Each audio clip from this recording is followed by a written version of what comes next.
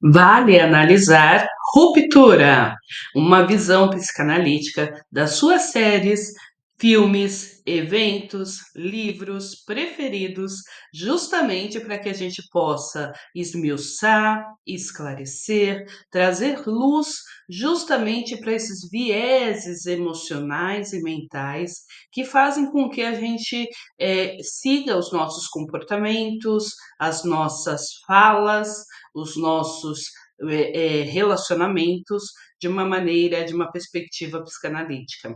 Aqui é o lugar em que você pega o cafezinho, em que você pega a sua pipoca e se aprofunda nas nuances das perspectivas de cada personagem, de cada história, de cada conto que a gente vai trazer aqui para você, tá bom? Eu sou a Fernanda Ferreira e se prepara porque hoje a gente vai falar sobre as fases do luto. Afinal de contas, como que é quando a gente vive um luto? Como é esse processo de forma saudável pode ser vivido? Como é, afinal de contas, que acontece na nossa cabeça esse sentimento de luto? Como que a gente pode viver de uma maneira aprofundada, porque a gente já viu que não vai fugir mais dos sentimentos, mas também de uma maneira leve, de uma maneira que possa ser fluida, de uma maneira que possa a gente compreender em que momento estamos daquele luto. Você sabe que o luto, ele não é apenas um momento em que você perdeu alguém pela morte. Ao contrário, muitas vezes você sai de um trabalho e daquele trabalho que você saiu, que você perdurou ali durante muito tempo, você está fechando um ciclo. É sobre esses processos de fechamento de ciclo que a gente vai se aprofundar agora. No caso do Marquês, do personagem principal de Ruptura, a gente tem que o luto que ele está vivendo é pela morte de alguém. Mas a gente tem aqui os lutos variados na perspectiva de várias pessoas. A gente vê por exemplo, do Miltic, que o luto dele é da perda dessa inocência, de que a meritocracia existe, de que o trabalho duro compensa. A gente vê aqui, no caso do Dylan, que o luto dele é em relação ao amor que ele teve ali e não pode ser correspondido. A princípio, ele não entendeu que a não correspondência do amor do interno dele é justamente para salvar a vida dele, né? Para mantê-lo vivo ali, ainda que naquele lugar. Mas ele não compreendeu isso. A gente vê aqui, no caso da Ellen, a gente vê o luto relacionado a todas as crenças que ela tinha até então, a toda perspectiva que ela tinha até então, a gente vê que ela está vivendo esse processo do luto. A gente vê no Irving justamente a falta, né, o luto, a perda, justamente do amor, da falta de reconhecimento daquele amor, da falta de compreensão do que ele estava sentindo e de quais sentimentos ele tem ali e que ele vai lutar muito por essa questão.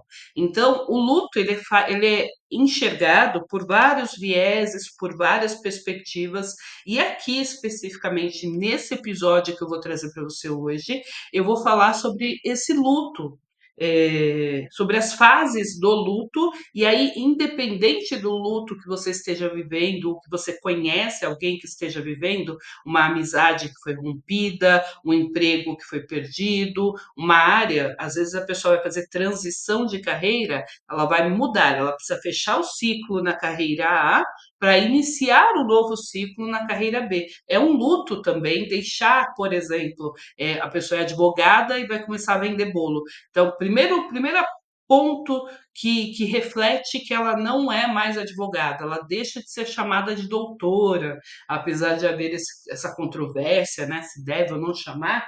a princípio é bom você saber que esse doutor, ele vem justamente de Dom João II, que deu esse nome, que deu essa titularidade aos advogados, tá bom? Aos causídicos. Então, não é porque ele não fez doutorado, é porque é um nome que se dá, uma titularidade que a advocacia ganhou lá, né, em meados de Dom João. Então, é por isso. Aqui, então, a pessoa deixou de ser doutora, advogada, com OAB e tudo, e ela passa a vender bolos, né? Então, há uma quebra, né? Primeiro social, de status, e depois ela vai reconstruir e se transformar novamente a partir dessa nova perspectiva.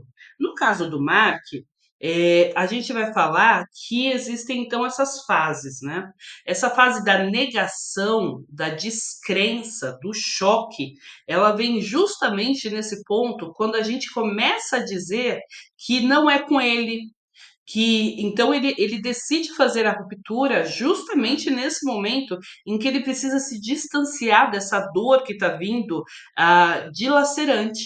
Como ele precisa fugir dessa dor, desse sentimento que dói, essa negação, essa negação, esse choque, essa descrença, vem justamente como uma defesa psíquica. A pessoa nega a existência do problema. Então, ele nega que está sentindo aquela dor, ele vai para o pro processo de ruptura. Ele aceita ser uma pessoa diferente, pelo menos durante 8, 10 horas, ele não vai sentir aquela dor que está dilacerando ele, que tá destruindo ele, né? Então, vira quase que uma defesa mesmo psíquica, e aqui ele começa a procurar desculpas para não viver essa dor, ele começa a procurar alternativas para fugir, é quase que uma fuga que ele começa a procurar e a encontrar aqui, justamente para não sentir isso. É justamente nesse momento que você vê muito forte ele negando quando ele passa por esse processo de ruptura. A próxima fase do luto, ele vem justamente nessa questão do sentimento, da culpa e da raiva que começa a aparecer. Então, por que eu? Por que a Gemma foi morrer? Como assim? Não é justo? Ela era uma mulher espetacular, como assim ela morreu? E aí meio que ele se sente como culpa, né? A gente tem um episódio dele que mostra que naquele dia ele não disse eu te amo para ela, mostra que naquele dia ele estava distante ali, ele estava envolvido demais no trabalho dele e esqueceu de dar um beijo de despedida nela, mostra esse pesar que ele tem, essa culpa que ele tem. E, gente, no consultório, né? Nas sessões de terapia que eu faço, você sabe que eu sou psicanalista, é, quão é sutil essa presença da culpa.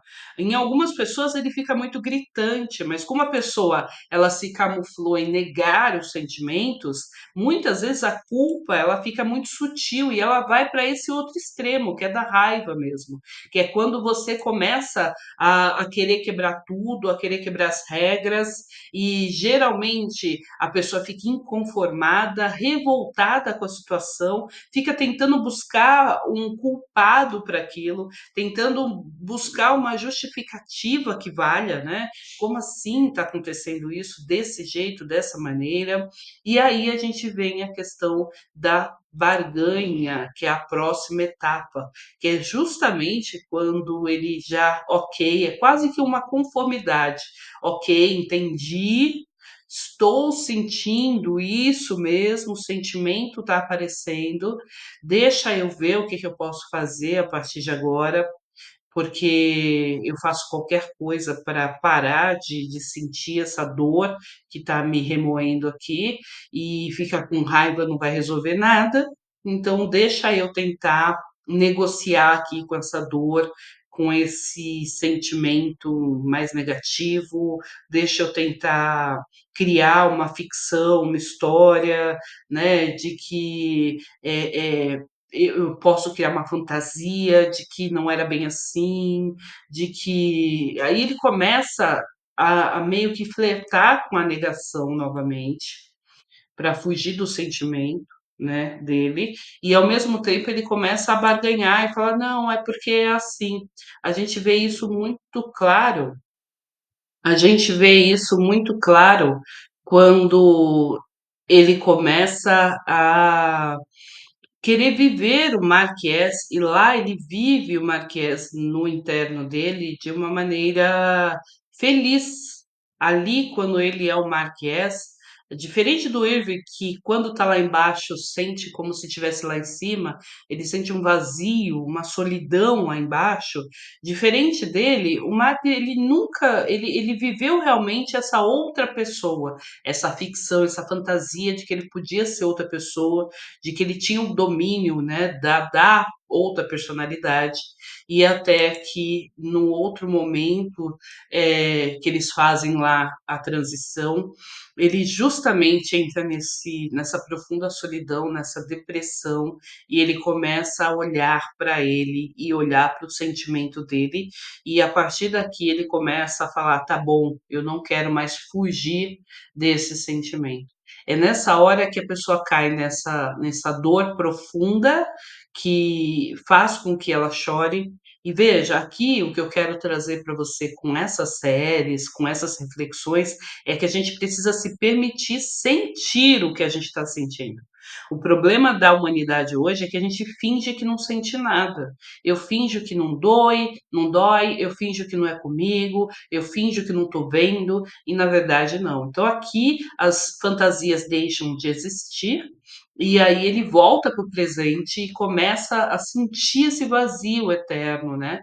Esse vazio profundo que ele tem na alma, e é hora da conscientização sobre o que aconteceu, o isolamento, o cansaço é natural nesse momento, e a pessoa ela não aceita que sairá do estado de tristeza e melancolia. Nesse momento, geralmente é o momento em que os amigos recomendam as terapias, porque é nesse momento em que a pessoa realmente ela se afunda, como ela nunca soube experienciar o sentimento dela, como ela sempre ficou barganhando e negando esses sentimentos que ela tinha, neste momento a gente vê a pessoa entrando num abismo desconhecido por ela até então. E é neste momento que o processo de terapia mais faz sentido, porque é aqui que a pessoa entende que, olha, existe luz no fim do túnel, e talvez essa luz é você que tem que ligar, né? Então, existe ali um interruptor, mas é você que vai ter que ligar essa luz que está no fim do túnel. E aí, neste momento, começa a tal reconstrução, a tal aceitação, o trabalhar efetivo do luto.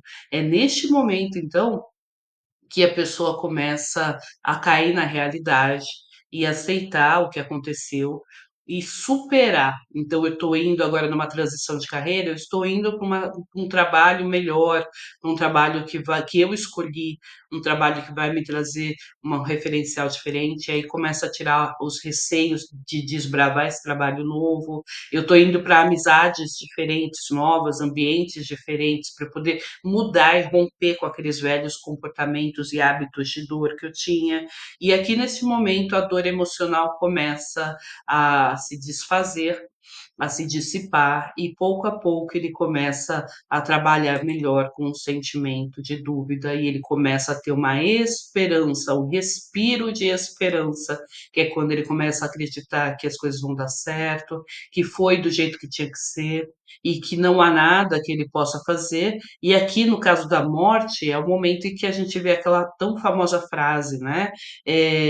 Saudade sim, tristeza não, que é quando a pessoa efetivamente para de sentir aquela tristeza profunda pela dor da outra pessoa e começa a rever os sentimentos bons, dos momentos bons que foram vividos ali, que foram passados, que ela começa a enxergar e se enxergar naquelas situações. Se você assistiu o vídeo até agora, é o momento de você curtir esse vídeo, se inscrever no canal. A partir dos outros vídeos, eu vou trazer um referencial de cada personagem também, tá? E as nuances psicanalíticas de cada personagem. E é isso, eu espero que você encaminhe esse vídeo para as pessoas que você sabe que tem como que estão vivendo um processo de luto e que tem como passar por esse processo de luto com uma ajuda efetiva, tá bom? Muito obrigada e até a próxima. Reverbera comigo. Tchau!